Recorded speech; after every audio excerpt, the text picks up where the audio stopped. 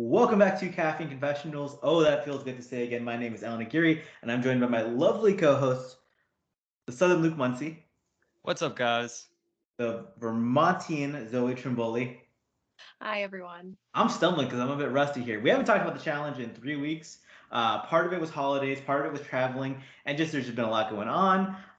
So apologies we haven't been on, and you're not even gonna get a full recap episode this week because I don't know, life just happens. But I felt bad that we hadn't talked on this podcast in like 3 weeks, and hadn't seen your beautiful faces and stuff like that. So we're here just to talk about general stuff that's been going on in the challenge the last few weeks. The aftermath of episode 9, which we just watched, Ride or Dies episode 9. How you guys feeling right now? We're in a season. Like, I feel like this always happens, no matter what version this is. I feel like tonight's episode laid good groundwork for the episodes to come. But this is one of those episodes, like a couple years ago during Double Agents, there were a few 60-minute episodes. This could have been a 60-minute episode. Uh, yeah. I'm excited about the team challenge aspect of it. I've always loved a good team challenge season. I thought War of the Worlds 2 had potential for to be a really great season. I think it was a great season. I just didn't love the outcome.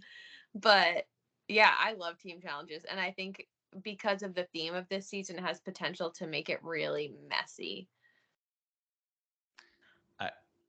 I agree. I was just gonna say, like, I feel like even the last 3 minutes of the episode, like, showed that people. I mean, the ride or dies. It's really testing how much they really are ride or dies. Because, spoiler, most of them aren't. It's just gonna be a fun dynamic to see. Because are they really gonna try to save the person they came with, or are they gonna think strategically about themselves? Because personally, I'd be all about myself. For sure. I mean, we made jokes the whole season about Jordan and Issa and them, being rivals who are ride or dies. But then you have like Fessy, who's literally like saying it out loud, like, "Well, how much ride or dies are some of we?" I mean, like, cause he just hit up Mariah because she's like, "Oh, she's fit and she can run alongside me," which they did in this episode. But once they're split up, it's like, how true are those bonds? Yeah, I mean, now that she can't be an asset for him, it would not shock me if he targeted her. As a Nani fan, I'm really excited because I think this protects her more than anything else because she has so many people that are willing to ride for her. But I don't think everyone else is going to be that lucky. No. And this is a little out of left field, but like today's episode, Nani and Johnny shit the bed on the daily.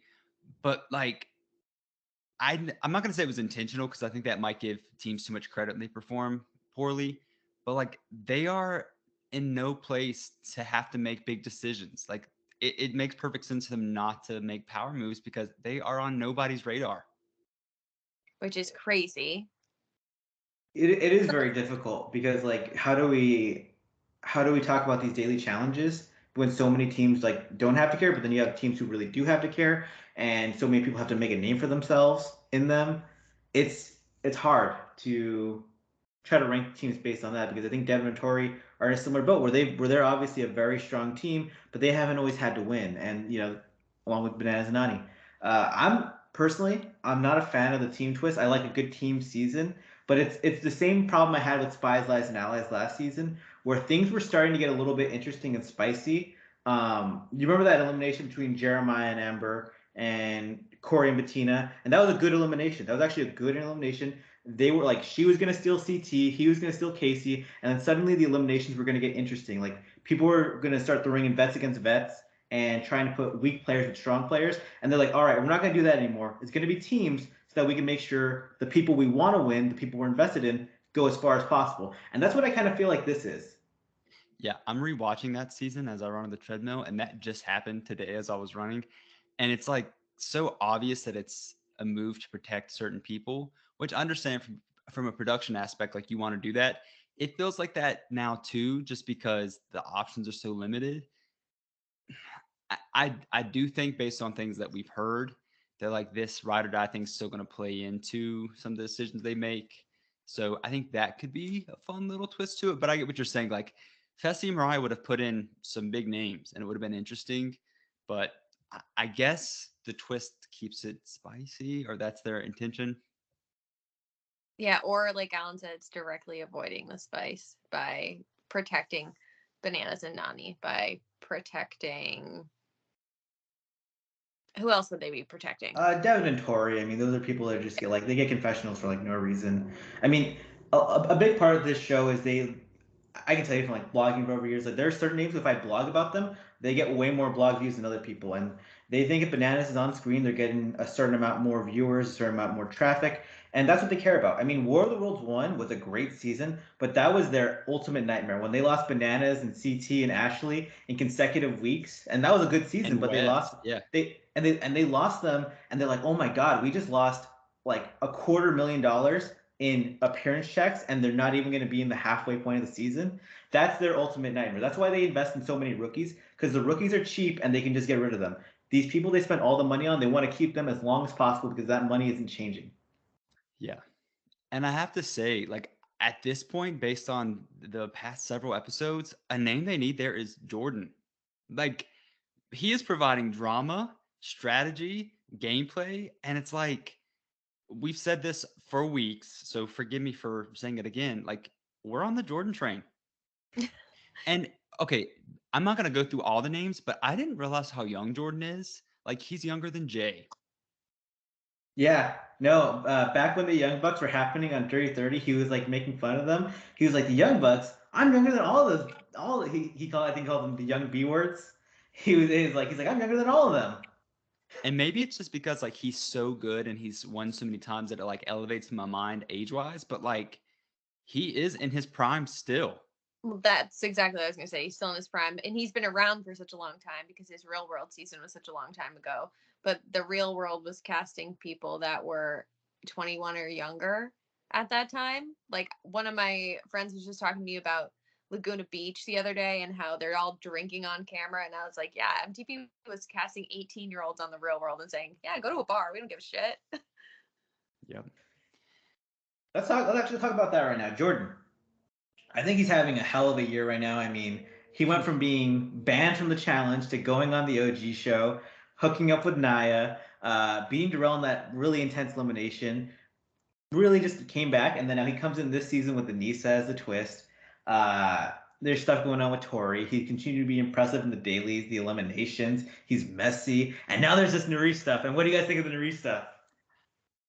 Okay. For Nurys, it's like, okay, I see what you're doing. And listen, props to her because I know that I'm a fickle person. Okay. My opinions will change constantly. I hate people who do produce storylines, but like Nurys knows what she's doing. Like she's looking at who's around her. She's probably not winning this season. How can she get a call back? And she's doing what she needs to do. What I will say too about that whole situation, Tori made super valid arguments about like how that is hurtful to have to see. Me and Zoe talked about this through text the other day, like how it's hurtful to see like somebody that you used to love hook up in front of you. Jordan did not play like the I'm sorry card. He said it is hurtful. And imagine how I had to feel when you were doing this on television when I wasn't there and when we were still together.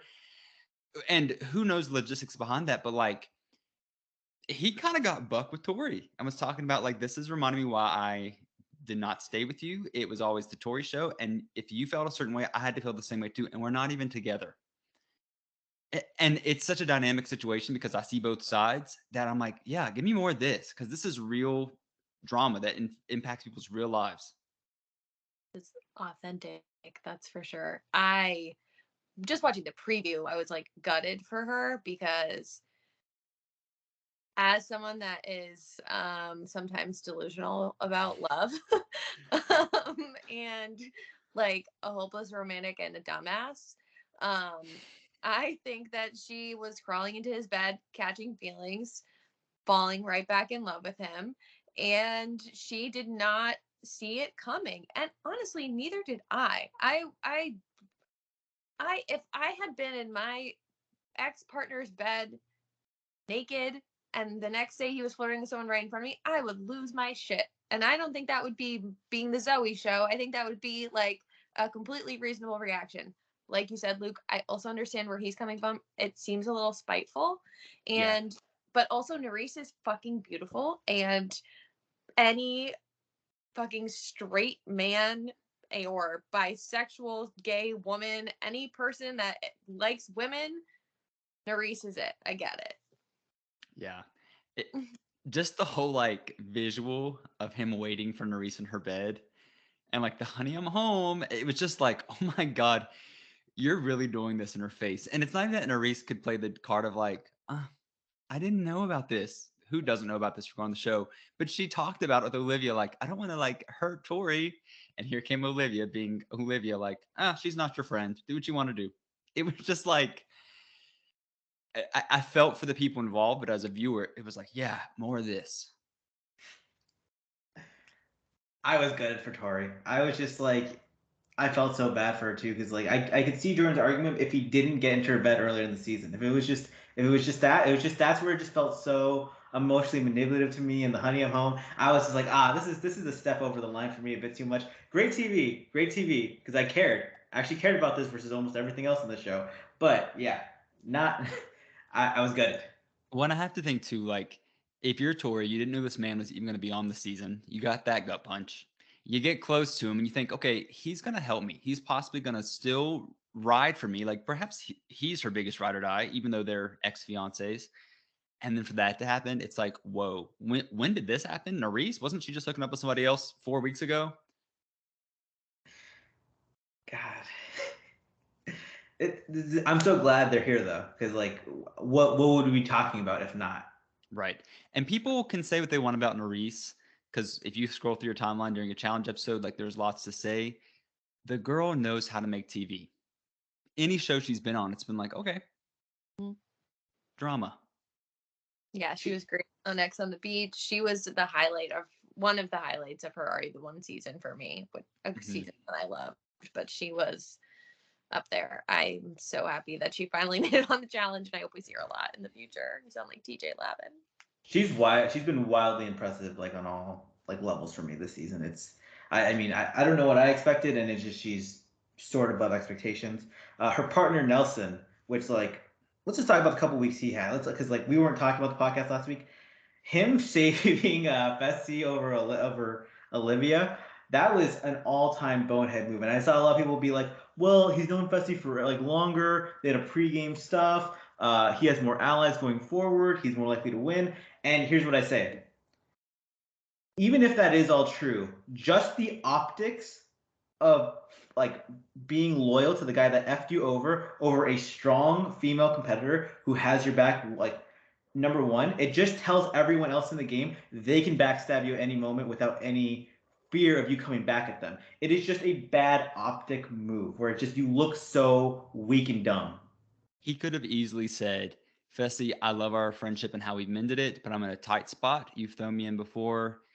I hate that it comes down to this, but Olivia's been riding for me and has not betrayed me before. It's not personal, but this is just the game move I have to make. Fessy would have had his little crybaby confessional and then have been over it because he would have understood. He had every excuse. It was like perfectly lined up for him to do exactly what he had to do. And it was so stupid. But are we surprised? We're not talking about a genius here. No. And I want to point out too, we were talking about Nurys being impressive. Today in the daily, they were crushing it, absolutely crushing it. And then Nelson interfering with the puzzle kind of put a huge halt to that. I know that Nurys is looking smart because Nelson's her partner, but like she does a lot of smart stuff, even exempting who her partner is. Like the last daily that they won, like that was solely on her. And each week she just looks so good in the confessionals too. And it's like it's hard for me not to tweet that. Like I didn't this week, but I think I've done it basically every other week. She just beats the expectations I've had. She's been amazing. I want to see her on another season just to see how she like stacks up. Yeah, Nelson though, like it so dumb. But I remember someone tweeted like people who are Nelson fans, are you still his like fans after the season? I'm like actually if you were ever his fan, it's his actions that are keeping you his fan because he just picks the wrong choice at every move. Like it's like one of those like pick your own adventure things, and Nelson somehow picks the wrong turn every single time. You don't even know how it's possible. Yeah. Yeah, people like him for the chaos and for the idiocy. Like that's what it is. You're not liking him because you think that he's gonna all of a sudden like come on and dominate a season. You're coming on because he's gonna say things like needy, greedy, and an confessional. Like that's what I we love. can't I can't believe Olivia like copped to saying she had real feelings for him too. I love Olivia, and like it's tough because like I think there's like an argument that Olivia is like I'm not. I don't want to say. I think Olivia's like maybe already like the new face of the challenge. Like I think she just gets all these confessionals that are like, why is Olivia talking right now? Because she has like no relevance to the conversation. But it just she just knows how to talk. She knows how to have a presence, and she's a solid competitor. Um, it's just she's an interesting figure. I think her and Horacio are getting pushed to the moon. I think next season they're going to be on the billboard. Like it's they're just interesting to watch because I think they haven't been good the last few weeks as a whole. Like, but they're still getting put at the forefront. Yeah, I would agree. And I think they are great. I'm not going to discredit them there, but I think one thing that is helping Olivia, she gives fun confessionals. And that's one thing that's Mm-hmm. really lacking this season.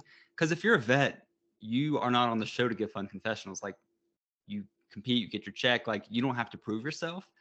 All these other people are like mid range or have not been on reality TV. She gets it. And Yeah. she's just fun to watch.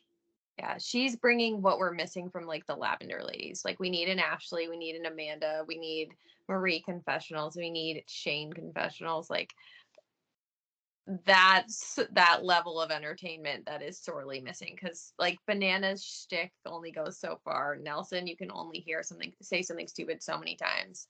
And like I love Nani, but she's like an emotional person in her She's confession. phoning it in. She's Yeah. phoning it in. Like she's checked out a little. Not like she's in the game, but when it comes to that part of television, yeah, she's not. I mean, she even told Johnny, it's like I feel like I should be playing the social game, but then I just don't really care about people in this house that much. She's like, I'm just with Casey, so thank you for doing that. There are other people on the show who just can't give a confessional at all, unfortunately. Um, I really like Mariah. I think she's very cool on Twitter, but like every time she gives a confessional, it really just looks like she's reading off a teleprompter. And I just want more. I want more. I want her to be good on this show, but what we've seen, it just hasn't been there. Yeah, I was telling somebody, they were like, Mariah's so robotic. I'm like, well, she's a fembot, like just like Jenny West. The only difference is Jenny West was coded to be sassy and British on top of being a fembot. It's the difference. Mariah was just coded to be dull Miami, and that's okay. Beautiful girl, but like not great for television. I have to say too, and Zoe's probably gonna kill me for this. I really am tired of seeing Nani and listen, and just the same group season after season. If Ashley ever gets to return, people are going to relish that. Whenever Teresa returned, I was never a big Teresa fan, but it was like, this is really cool. People lose their luster, and not that Nani's not a lustrous person, but like she is in that mode of like, I'm going to get my check and go her. She deserves that. But like, we're not getting entertainment. And I hate to I say it, but I like, I completely understand what you're saying. Like, I'm not going to say and sit here and say that Nani is like driving the entertainment on the season. My love for her is deep and undying. And so, like, she could come on and be Kenny on this season, and like, you literally never see her, and I'd still root for her because my love goes back so far. But, like, I hear you that you're not wrong. I just feel like I'm hopeful because the Dirty 30 trilogy, like we had a set group of people. World of the Worlds 1 set off like a lot of internationals for a few seasons, but Double Agent, Spies, Lies, and Allies, and then Ride or Dies, it's like these people are so oversaturated because they're still lingering from that World of the Worlds era. And I'm beating a dead horse because people always say it, but like we need some other people brought in, even with those people, because it will bring out certain pieces of their personality. As much as Teresa's a big hater, it was fun to see Nani be passionate about like a past relationship that was sour. I don't think that just because Nani's with Casey means she has to be boring. And I think that's the push that people have. Give her some people that don't like her. We're going to see her go into that Nani mode of like, oh, you're not going to walk all over me. Yeah. Well, we don't need to bring Cara Maria back, but that would do it too. Well, even like we said this the first episode, even had Kayla and Sam lasted enough to like see Johnny not in the game, it would have been a cool, different perspective because Kayla would have rode, or Nani would have rode with Kayla as opposed to having to stick with Tori and Anissa. They probably still would have worked together, but like Kayla's a face that's not been on in several years. It would have been fun to see. It's just getting really stale and has been since Double Agents episode 1. I I want an Exodus season. I think that we have built up perfectly to X's 3, and I think it's time. I put out a tweet the other day. It got A more thousand, engagement. 1,000 likes, over 1,100 likes. Luke's tweet is one of the best tweets I've ever seen. One of the best fantasy casts I've ever seen. Go to twitter.com. Final reckoning. The eyes are L's. I just want to say that I inspired the She tweet, did. so She I'm did. gonna take a little bit of credit, even though I don't deserve it.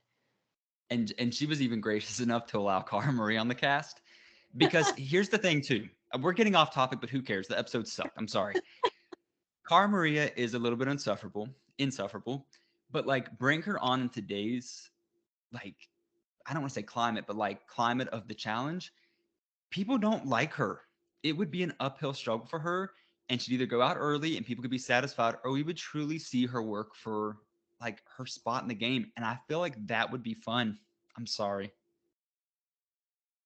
Like, Even if you hate her, you've got to have somebody to hate in the season. Right now. I I'm hate on thinking the of season? I'm thinking about the cryptic Instagram posts she would post if she, or like comments if she lost early. Because Carmen was always the biggest complainer back in the day when she would lose. She's all like, "I can't believe we don't have weight divisions on this show." When she lose to Laurel and like a headbanger, and she's all like, "Oh, how am I gonna beat this person? They're a runner. I'm not a runner," type person. And it's just so funny that like, because she was the biggest like excuse person ever, and people are like, "Yeah, Kara was never afraid of anyone." It's like Kara made so many excuses back in the day. There's that one daily challenge with her and Cook. She's like, "Oh my god, my knee pad fell," and Cook's like, "Just pick it up, just run." I just imagine a world where Kayla surpassed the first episode, and you've got Kayla, Tori, Laurel, Nani, uh, who else? And then Kara shows up. She'd be the Right. first person they target, but it would also be like, haha, this is funny. Like, this is intertwined from even past seasons.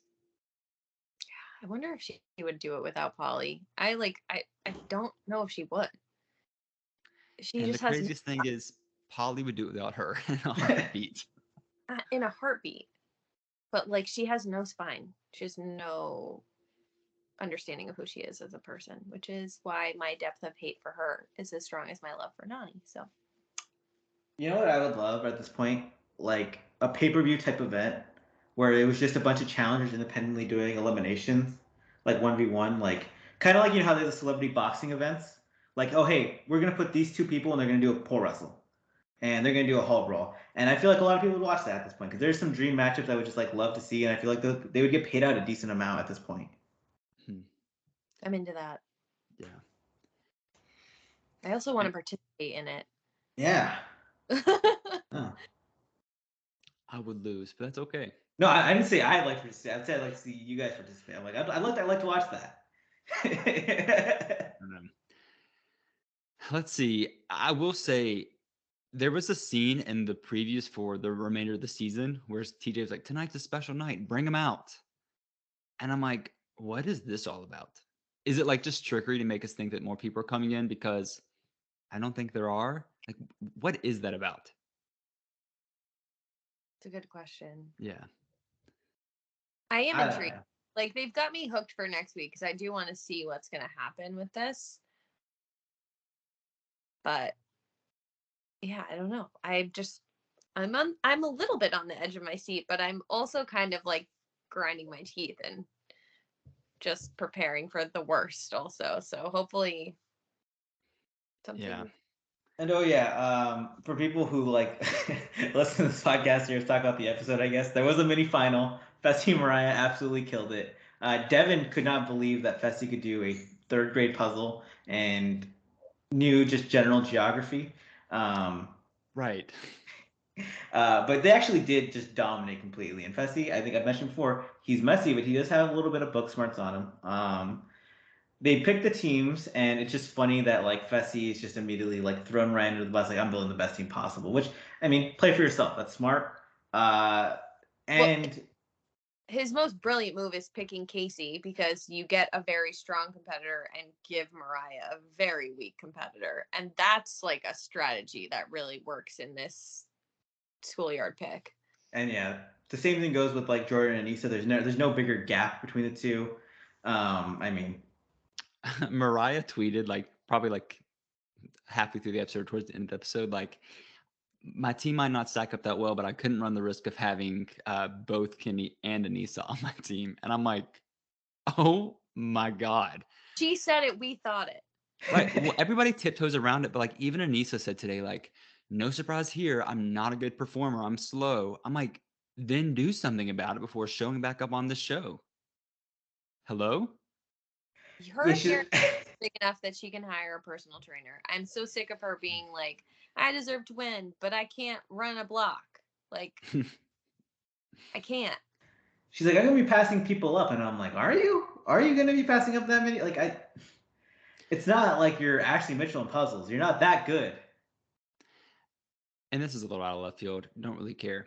I wish this twist had happened last week because I do think Jay and Michelle had a huge chance of winning a daily like this, and that would have been messy. But it also would have saved them a little bit. Like, sure, they would have been the number one target, but with them being on teams with people, they're both, well, Michelle is a good social player for the most part, aside from her messiness. Maybe not, maybe we retract that statement. Michelle attempts to have a good social game, and she probably could have saved Jay and vice versa. But that's how the cookie crumbles. Gone but Yeah, never forgotten. I think her and Jay being paired, they were kind of screwed because he wasn't gonna lay low. I think if it had been an individual season, she could have just laid back for a long time, but she couldn't do that with Jay. I hope they come back too, mostly Michelle. But Yeah. Mhm. So yeah. the teams are Mariah, Kenny, Nani, Nurys, Devin, Tori, Horacio, Amber, and Jordan. Tori's Not not on that team. No, no, not not Tori. That's Amber. My bad. I just got used to saying Devin, Tori, like I meant Devin, Horacio. Yeah, all right. Amber, Jordan. And the other team is Anissa, Chauncey, Olivia, Tori, Fessy, Bananas. I'm looking at the other team's photo trying to deduce based on the partner. Casey. Casey, Nelson. I didn't have the second team's photos up, so I was just deducing based on like trying to figure it out. One team looks a lot stronger than the other, and it's the Fessy team with Bananas and all those people. I'm really hoping Horacio's little quip about them having too many Chiefs on their team is foreshadowing, because I think it's a good point, and I hope that they run into a challenge that's based heavily on communication, because I think he has a good point there. They have a lot of people with a lot of ego who like to be in charge. Yeah, and I also want to point out like there's a team that's really lean, and that can come in handy on certain dailies. Yeah. Like Jordan, Amber, Nani, Horacio, like that's not a bad group. Mariah, like, Amber can run. mhm, Like, yeah. they're So not going like to get weighed down. I Devin, think when Devin made his comment, the other team outweighs us by 500 pounds. I was like, Don't say it. I'm not going to, but my mind sparked uh because they're yeah. so strong. hmm all I thought to myself was like, whatever team had Bananas really wins out because Bananas is like the guy that's actually been on team seasons, so he always just knows like certain things that other people don't, certain strategies um, that really come in handy. We saw that on Bloodlines where like his team was just winning a bunch because he just knew how to do certain things other people didn't. But Yeah. Devin was kind of brilliant on that portion of Spies, Lies, and Allies. He was really good. He was definitely really good. He's a huge asset to that to our Jordan too. yeah, Jordan too. To our slim team. Yeah. The slim team. And I hate Devin, by the way. Like, let me just reiterate that. I don't like Devin, but I can so respect the game that he's like transformed the past few seasons. It's impressive. I thought he was great the last two seasons. This season, I just think he's just like an afterthought a lot of the time. And I really hate to see it because I mean he's been put in a tough situation where Tori has a lot of stuff and he's just been a good partner to her and I respect that. But I kind of do miss the character aspect of him where I just want to see him more on screen. But he's playing a better game. Yeah. Last season, he was an ass. Just like some of the comments he made, it was like very entitled, but he played a smarter game. But you're right. We are missing in all reality TV these characters. And I get like you don't want to demonize someone on TV and like jeopardize their mental health. But in the same sense, like people go on these shows knowing that there's an edit, knowing the character they're going to be playing. Like, who's the enemy this season? There isn't one. I also think like there's a legitimate piece that when you're not as big of a character, you just play a better game because you're not making as many enemies and you're not making waves. And so people who really want to win, who are going to get casted and know they're going to get casted, can have that luxury of taking a back seat a little bit, as we've seen with all our vets. The exception being Ashley Mitchell, but you're so right. You got Wes too. I think Wes is that. I mean, that's why he also loses a lot. And Jordan this season, frankly. Yeah. But Jordan's that good. That's the problem. He's like that good. Whew. So that's our thoughts on like what's going on in the challenge. Anything else you guys want to say before we sign off? If people have recommendations for team names for our new teams, I would love to see those in the comments because I just have like the Slim Jims in mind for one team and I'm not there on our other team yet. And so I'm just really curious if anyone can come up with something fun. The Slim Team and Team 2. Team 2. Team 2 tons. I don't know. Call them the betas. That would really piss them off. All right. Well, make sure to subscribe to Caffeine Confessionals. Hit like on this video. Follow Zoe on Twitter at Zoe Trimbo. Follow Luke on Twitter at Final Reckoning. I'm going to retweet his fantasy cast again. I think I've retweeted it twice. Every time I see it, I'm just so amazed by how good it is. And Zoe also contributed. They're both brilliant. They're both amazing. They're both beautiful. My name is Allan. Have a great day, everyone. Bye now.